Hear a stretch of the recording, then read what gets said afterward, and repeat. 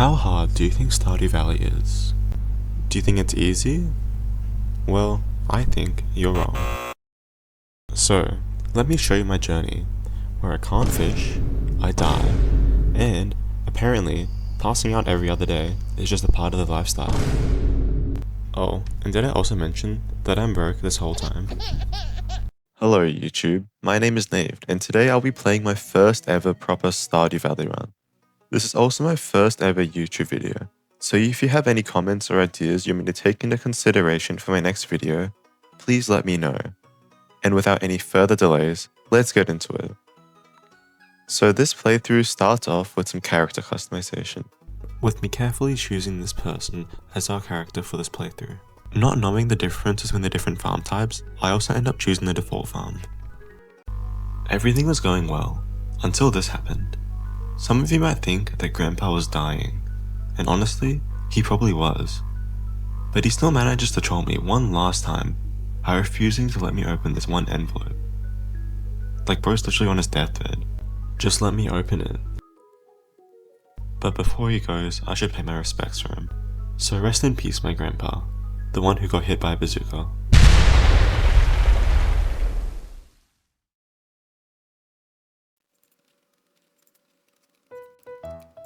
You know, I'm having the time of my life right now. Slaving away with Woody. Like, you have no idea how fun Excel can be sometimes. Just ignore the guy in the front, you know, he's having a bad day. God damn it, I hate this shit. Should've picked Macca's.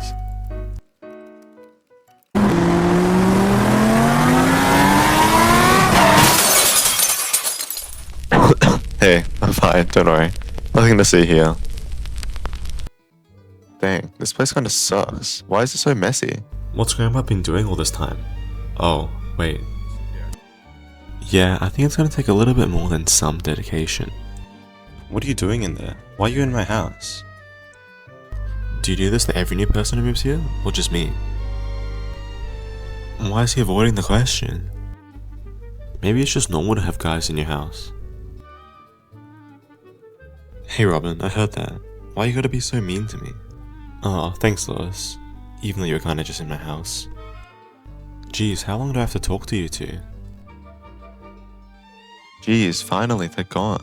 I was talking to them for like forever. You know, Lewis might be a little bit creepy, but at least he gave me a housewarming gift. Definitely still creepy though. Well, guess it's time to get started. Seems like there's a lot of farming to do though. Wow. Might take a while, so I guess I'll just speed this up for you guys real quick.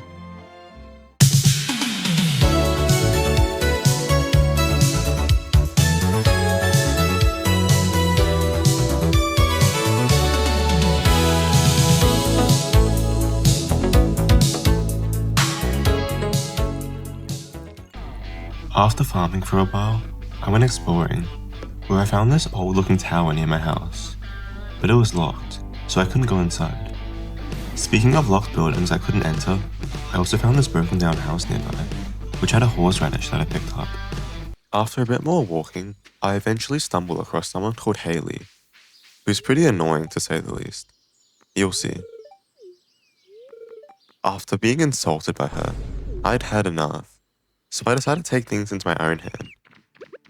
In a very Stardew Valley legal way, if you know what I mean. Please just ignore that part. It didn't happen, okay? You didn't see it. Now after that incident, I finally find a house that I can enter. Okay, I think no one's watching. We can sneak in. Dang, we get all this to ourselves, huh? Bro, I don't care that I don't know her. Let me in. Some free food. Free furniture, hopefully some free money as well, and a free couch. What are you doing? Oh shoot, she saw us. I'm doing nothing, I swear, trust me. You know, nothing. Phew, I think we lost her. Oh look, there's another house. Oh shoot, there's a kid in here. Don't tell anyone, kid, then I'll let you live. Yeah, so I clearly didn't learn my lesson from earlier, huh? I entered not one, not two, but 3 houses in total. At least there's no cops here, right? After I narrowly escape the feds, I eventually find a museum. However, the museum is completely empty, as apparently, some intruder had been invading people's homes, so Gunther hid all the artifacts out of here. Dang, if only we could get rid of that stupid intruder. Wait a minute. To make sure I was armed and ready in case the home invader decided to attack my house, I go to the convenience store to see if they have any weapons or traps I could buy. But unfortunately they didn't, so I left to see if I could find anyone else who had some. I then find an old looking building, which seems like the perfect place for a weapon dealer to hide. But since it's locked, I can't enter, so I leave. After a long day of exploring and a little off-camera farming, I feel exhausted, so I go home and sleep, ending my first day in Stardew Valley. Day 2 starts with some good old advertising. Apparently, some guy will give me a better backpack, which sounds like a good deal because to be honest, it doesn't seem like I have much inventory space right now. So after figuring out where to go, I start to head off in the direction of the town, but before that, I realize I have more mail, saying that apparently I should go to the beach to try and get some stuff from some random guy. That doesn't seem sketchy at all. On the way to the town, I make a small detour, netting myself one free daffodil. Once I enter town, I head to Pierre's shop, the guy who promised to sell me a backpack. However, one thing I didn't realize is that he only opens at certain times, meaning I'm gonna have to wait another 2 hours before I can enter his shop. With me having to wait to enter Pierre's shop, I decide to head to the beach to see what Willy has to show me. I really hope it's not his Willy. But anyways, he ends up giving me his rod instead. Jeez, that's not much better. Well, hopefully he doesn't do anything else with it. After giving me pointers on how to use his rod, Willy also tells me that he has his own shop, which can sell fish-related items. Even though Willy just showed me how to use his rod, when I try to use it, it really doesn't work. Like, I honestly don't know how to fish. Because when I try and click using the left mouse button, it doesn't actually get anything. I guess his rod must just be dysfunctional or something. Or I'm stupid. After failing to catch anything with Willy's rod, I just give up and decide to head over to Pierre's place, as he's finally open. However, when I get to Pierre's shop, I realize that I'm actually quite poor and can't really afford half the things that he sells. This is probably due to the fact that when I was working at JoJo's, I never got a promotion because I kept playing on Excel every time. So, after getting called poor by about 10 different items in Pierre's inventory, I decided to buy some stuff anyways to show him that I'm not that poor, because I can always make back whatever I spend by growing crops, right?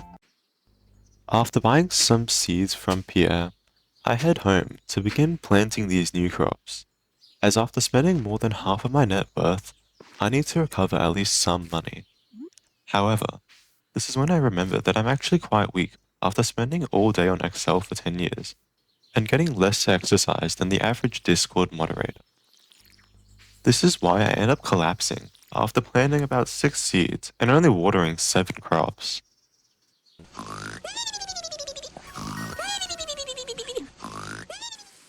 After I wake up the next day, I realize that I'm actually not going to be having any lunch today, because after collapsing last night, I was charged all of my lunch money just to put me in my bed, which is about 2 steps away.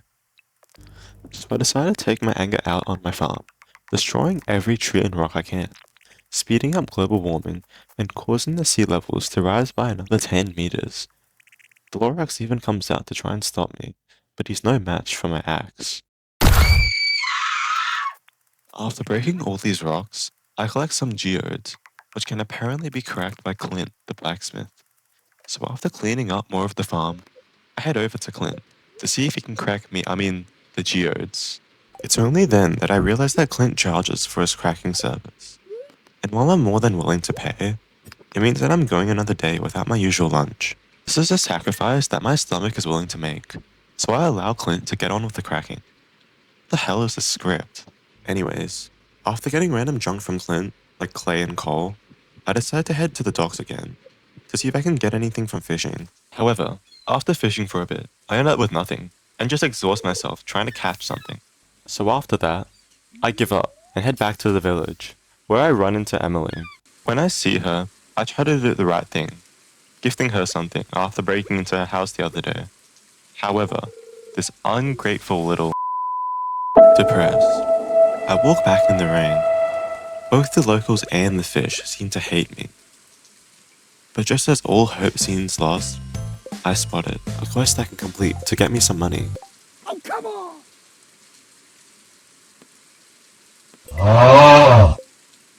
Of course the game gives me this goofy art quest after I fail at fishing. With no energy left after this disappointing day, I go to sleep, hoping for something good tomorrow, to give me the hope that I will one day be able to eat at a 5-star restaurant, listening to the cries of the chef as Gordon Ramsay abuses them. You know, I gotta say, last night was great with Clint. We had a lot of fun cracking up geodes, if you know what I mean. He even showed me a few tips and tricks on how to do them. Oh yeah, like the furnace. That's definitely what I was talking about. Anyways, see ya, Clint. Don't worry, I'll be taking it easy. Might have to after last night. After promising to take it easy, I decided to spend the day just collecting rocks and breaking down some trees in my house to try and neaten up the farm a bit, so that hopefully no one named Robin will ever come back and bully me for having a bad farm again.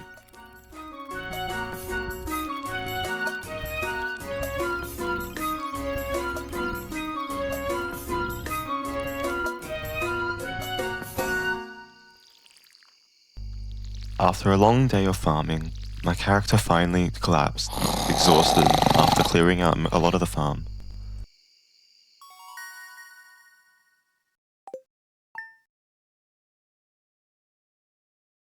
After waking up on day 5, I check my mail again, only to be called poor by Robin for the 10th time, because what do you mean it cost $1,000? I also realized I was charged yesterday after falling asleep on my farm.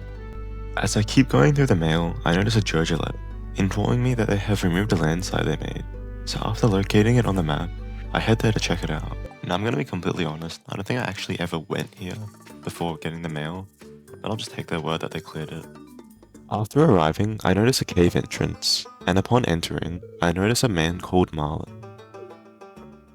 Apparently, this is a mine shaft that's been abandoned for years, which, usually means don't go in there. But Marlin takes one look at me, the man who can barely swing a watering can, and decides that I'm the perfect candidate to explore it. So he just hands me a sword. No training, no warning, no nothing. Not to be that guy, but I don't think it's going to be very long before Marlin has to drag my dead body out of this mine shaft. On that happy note, I quickly empty my inventory before coming back to the mines to see if there's anything interesting I can get out of them. Not knowing what to expect, I just enter the mines and start mining random rocks that I see. Eventually, I start to get stuff like copper ore and coal, which seems like it will be useful to me in the future. There's also eventually a tunnel going downwards that's exposed under the rocks, which tells me that in the future, I'm going to need to keep doing this for every level to continue to progress downwards. Wow, these caves seem so peaceful. Just me mining. No monsters, no nothing. So nice and safe. Nothing would ever happen to me down here, right? Nah, just joking. Nothing happened. I was safe. This guy's pretty harmless, So after mining a little bit, I just quickly, took care of him, if you know what I mean. Before continuing downwards to the deeper layers of the mines. Floor 3 begins with me collecting quartz before I encounter my first slime. Not wanting to get slimed, I keep my distance to ensure that he doesn't explode all over me. However, I'm unsuccessful in evading all of his attacks, and I take my first damage of this run. Why did you kill my brother? I will avenge you. Come here, you little... I feel like I heard something just then, but anyway, guess may as well just kill the slime. After wiping out this whole slime family, I continue downwards in the mines after uncovering the next ladder underneath a rock. However, at this point in time, I'm tired, having taken a lot of damage from all the slimes and monsters earlier, as well as having used all my energy mining to get to the next levels. This leaves me underprepared to fight my next enemy, the Slime King, here to avenge his family.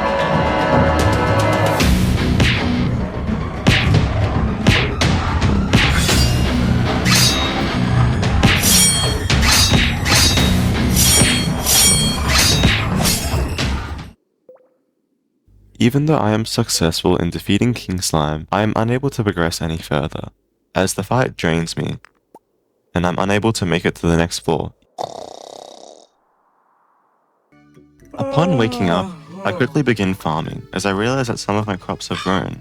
I also see a crow eating at my crops, so I quickly throw a knife at it, barely missing. After that, I check my mail, and realize that I was actually saved by Linus, who apparently found me in the mines, and dragged me to safety after I collapsed yesterday. After a quick prayer to our Lord and Saviour Linus, I realize that he has granted me $100, the request I just completed. I'm finally on my way out of poverty and might be able to buy more crops to plant. After receiving my first income, I remember a quest I completed for Clint, so I head over to his house, checking someone's bin on the way, and getting glasses that I can't wear for some reason. On arriving at Clint's house, I realized that I got there too early, so I decided to go caving for a bit before coming back. However, this caving expedition was not successful, and I would go down in vain, with even Linus being unable to save me.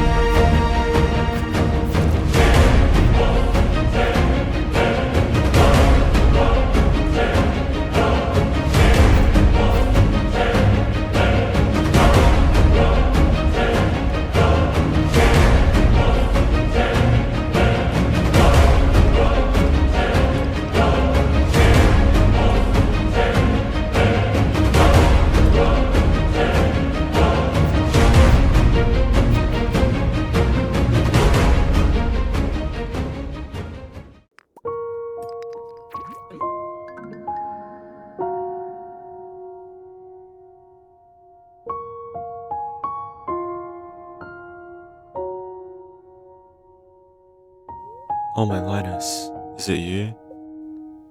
Oh, it's just Robin. Yeah, I think I kind of annoyed her. Oh well. No, my broken glasses! As I slowly walked away from the mines, I realized how close I had come to death. And for what? I spent so long down there that I even missed giving Clint his ore, meaning that I missed out on another opportunity to get out of poverty. Depressed and injured, I walked back home, nursing my battered and bruised body, grateful that I had escaped with my life. Upon reaching home, I quickly went to sleep to prepare myself for the next day. However, when I woke up the next day, I was so sleepy from the night before that I was basically still half asleep, with only half the energy I had to do all my regular things. When I checked my mail, I get the feeling that Marlon doesn't really care about me, because he immediately tells me that I should go slay more slimes, after getting clapped by them last night. Now, as this is my last day this week, I really want to get some money, so I head back to town to see if I can complete any quests, as currently I'm still quite poor. Luckily for me, there is a quest to get iron ore, which gives 270 gold, enough to give me some serious progress towards an upgrade from Clint. However, after the night before, I'm kind of a bit undecisive about whether I should go to the mines or not. So I decided that after dropping my stuff back home, I'll go back to the mines. But when I come back through the town, I notice that the mayor is waiting for me, and he takes me to the old abandoned building from earlier. As I go with him, I realize that Lewis is taking me somewhere secluded. I'm really worried about this, because I don't want Clint to think that I'm cheating on him. But luckily, by revealing that I'm a fellow follower of Linus, Lewis comes to his senses, and I narrowly avoid becoming Lewis's next victim. Clearly, Lewis wants to explain the whole history of Pelican Town, while I quickly want to go mining so I can see Clint use his big, meaty hands to work the iron. After totally paying attention to Lewis that whole time, I realized that there's these little goblin-looking things around the place, which for some reason Lewis can't see, making me question whether I was hit too hard yesterday by one of the slimes. As I explore the building, I realize that there's not really much in here. It seems old and abandoned, just like Lewis said. However, when I go to one of the rooms, I realize that there's some weird, strange, and forbidden script that I can't read. Not really sure what language this is, but maybe I'll find out a way to read it later. After leaving the building, I eventually decide not to get the iron ore today, and instead decide to use my geodes to see if I can get anything useful from them. However, I don't really get much of use. I get coal, clay, and some random junk. But I do get one thing that's interesting, which is limestone, that I need to return to Gunther in the museum to see if there's anything useful with it. When I first entered the museum, I wondered why it was so empty. However, I remembered that since the home intruder was still on the loose, Gunther was still hiding most of the artifacts. But since he wanted more to display, so he asked me if I have any artifacts to give. But when I say that I want to keep them for myself, he whips out his gun, saying that things will end badly if I don't give them to him. I'm on the verge of whipping out something of my own, but I force myself to remain calm. And with Gunther's gun still pointing at my face, I reluctantly put the artifacts on his shelves, where I'll never be able to retrieve them again. But at the very least, he does give me 250 gold, which I immediately burn at Pierre's place, buying some various seeds, such as bean starters. My first week in Stardew Valley comes to a close, as I water and tend to my crops for the final time. This week has been full of exploring, mining, attempts at fishing, and of course, fainting. As that's how I end my final day, collapsing to my knees, exhausted. Well, that's it for today's Stardew video. Thank you so much for watching this far, and I hope to see you in the next one. Goodbye.